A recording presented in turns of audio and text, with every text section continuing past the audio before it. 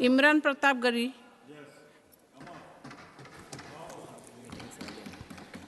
Ma'am, मैं प्रधानमंत्री जी की। इमरान जी, you have 5 minutes. Ma'am 10 minute. You have 5 minutes. We requested chairman साहब। Okay. He allowed 10 minutes. Ma'am, प्रधानमंत्री जी की सैकड़ों बार थपथपाई गई मेज के बीच अंतरिम बजट पेश किया गया और बड़े बड़े दावे किए गए। देश ये कैसा बनाया आपने, लूट कर पैसा बनाया आपने, देखिए जलते दिए भी बुझ गए, अजब दीपक राग गाया आपने। मैम, पूरा सदन अमृत काल के बजट की चर्चा कर रहा है, मैं तो गरीबों की रोटी और दाल के बजट की चर्चा करूंगा। तुम्हारी फाइलों में गांव का मौसम गुलाबी है, मगर ये आंकड़े झूठे हैं, ये दावा किताबी है। मैं इस बजट को अमीरों का अमीरों के लिए पेश किया गया बजट कहूंगा। इसमें गरीबों के लिए कुछ है ही नहीं। नौकरी मांगने वाले नौजवानों पर लाठियां बरसाने वालों, आपने इस बजट में युवाओं को क्या दिया? आपने पुरानी पेंशन बहाली की मांग करने वालों को क्या दिया? सालों से अपने लिए छत तलाश रहे लोगों को आपने इस बजट में क्या दिया? और फिर आपको पूरी उम्मीद है कि पूरा देश आपके इस पेश किए गए बजट पे लहालोट हो जाए, तालियां पीटे, मंगल गान गाए। कैसे संभव है? मैं सदन में खड़ा होकर के इस बजट पे चर्चा करते हुए कहना चाहता हूं कि इस बजट में फुटपाथ पर रहने वाले, छप्परों में रहने वाले, झुग्गियों में रहने वालों के लिए क्या है, उनके लिए क्या है जो प्रधानमंत्री के किए गए वायदों की बाट जोह रहे हैं। हर साल फरवरी की खूबसूरत सुबह और सजी हुई संसद से बरसते हुए झूठे वायदों की जवाबदेही कौन तय करेगा? कौन बताएगा कि 2022 में प्रधानमंत्री जी जो सबको पक्का मकान देने वाला वायदा किए थे उसका क्या हुआ? लोगों के सरों पर छत देने वाले प्रधानमंत्री जी के जुमलों से अलग उन्हें यह क्यों नहीं दिखता कि राज्यों में बैठे हुए उनके नुमाइंदे लोगों के सरों की छतें उजाड़ रहे हैं? उत्तर प्रदेश हो, असम हो, जम्मू कश्मीर हो, मध्य प्रदेश हो, भाजपा शासित राज्यों के बुलडोजर न सिर्फ लोगों के घरों को उजाड़ रहे हैं बल्कि कुचल रहे हैं लोकतंत्र को, संविधान को, अदालतों के मेयार को। मैम, मैं आंकड़ों की बाजीगरी से अलग हट करके इस बजट पर एक बात कहना चाहता हूं। आंकड़े तो ऐसे हैं इस बजट के, ये कह रहे हैं 4 करोड़, वित्त मंत्री जी 3 करोड़ कहती हैं, प्रधानमंत्री जी 4 करोड़ कहते हैं। पहले तो आप इस झूठ में ही आपस में ही सलट लीजिए कि 4 करोड़ सही है या 3 करोड़ सही है। मैं आंकड़े तो ऐसे हैं इस बजट के मैम कि जो सुने वो बस पथराई आंखें लेकर किंग कर्तव्य विमूढ़ हो जाए। लेकिन झील में पानी बरसता है हमारे देश में, झील में पानी बरसता है हमारे देश में, खेत पानी को तरसता है हमारे देश में, जिंदगी का हाल खस्ता है हमारे देश में, दूध महंगा खून सस्ता है हमारे देश में।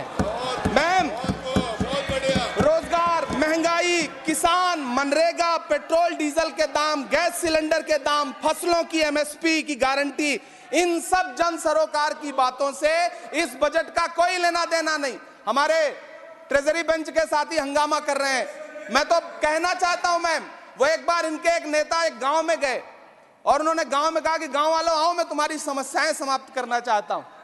गांव वाले इकट्ठा हो गए।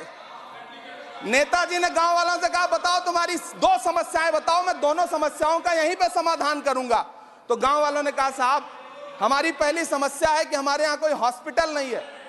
तो नेताजी ने मोबाइल निकाला, कहीं फोन मिलाया और मिला के फोन पे पता नहीं क्या कुछ कहा कि यहाँ गांव में हॉस्पिटल नहीं है, हॉस्पिटल तुरंत, यहाँ हॉस्पिटल चाहिए। गांव वाले खुश हो गए कि 1 मिनट में यहाँ हॉस्पिटल आ रहा है। अगली समस्या के बारे में उन्होंने, नेताजी ने गांव वालों से कहा कि मैंने आपकी पहली समस्या समाप्त कर दी, दूसरी समस्या बताओ। तो गांव वालों ने कहा साहब इस गांव में कोई भी मोबाइल का नेटवर्क ही नहीं है। ये है इनके काम करने का तरीका, ये है झूठ बोलने का तरीका। इन्होंने वायदे किए बड़े बड़े, जो 10 साल के इनके वायदे हैं मैं उनके बारे में बात करूंगा। वायदों से ज्यादा इनके नारों पे बात करूंगा। पहला नारा था बहुत हुई महंगाई की मार, अब की बार मोदी सरकार। आइए इस नारे की समीक्षा करते हैं। पेट्रोल, डीजल, गैस, ये तो बड़ी बड़ी बातें हैं। आटा, चावल, दूध, दही, पनीर, छाछ, सब चीज पे जीएसटी। अरे ये फिल्में टैक्स फ्री करने वाले लोग कफन तक पर जीएसटी लगा रहे हैं और ये गरीबों की बात करते हैं। मैम ये सरकार झूठ की सरकार है। ये सरकार के जितने दावे हैं सब खोखले हैं। आज प्रधानमंत्री जी कह रहे थे सबका साथ सबका विकास। ये कैसा सबका साथ सबका विकास है कि मौलाना आजाद नेशनल फेलोशिप आपने बंद कर दी, आपने माइनॉरिटी डिपार्टमेंट का बजट घटा दिया। आप कह रहे हैं सबका साथ सबका विकास। आप बात करते हैं बेटी बचाओ बेटी पढ़ाओ। हमारी आंखें हाथरस से लेकर कठुआ से लेकर के और देश की जंतर मंतर की सड़क वो देख रहे हैं जब हमारी ओलंपिक पदक लाने वाली बेटियों को प्रधानमंत्री की चौखट पे अपना मेडल रख देना पड़ रहा है। इससे शर्मनाक क्या हो सकता है।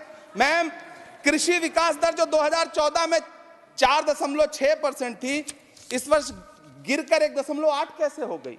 क्यों हर दिन 31 किसान आत्महत्या करने को मजबूर हैं? ये सरकार उन पर क्यों बात नहीं करती? कीमत तो बहुत बढ़ गई शहरों में धान की, लेकिन विदा ना हो सकी बेटी किसान की।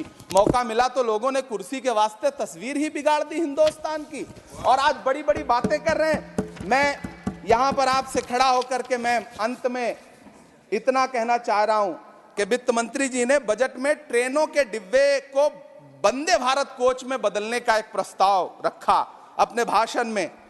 ठीक है, ये सुनने में कानों को बहुत अच्छा लगता है, लेकिन मैम ये सरकार ट्रेनों की सुरक्षा के बुनियादी मुद्दों पर एक शब्द नहीं बोलना चाहती।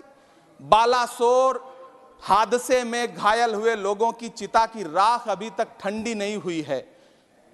वंदे भारत के वीडियो पोस्ट करने वाली ये सरकार कभी भारत की जनरल डिब्बों की, रेलवे के स्लीपर क्लास डिब्बों की वीडियो अगर पोस्ट करे ट्विटर पे तब समझ में आए।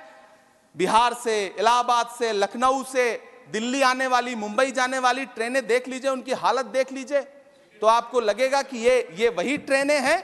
आज स्थिति ये है कि रेलवे स्टेशन तो छोड़िए, रनवे पर खाना खिला रही हैं आपकी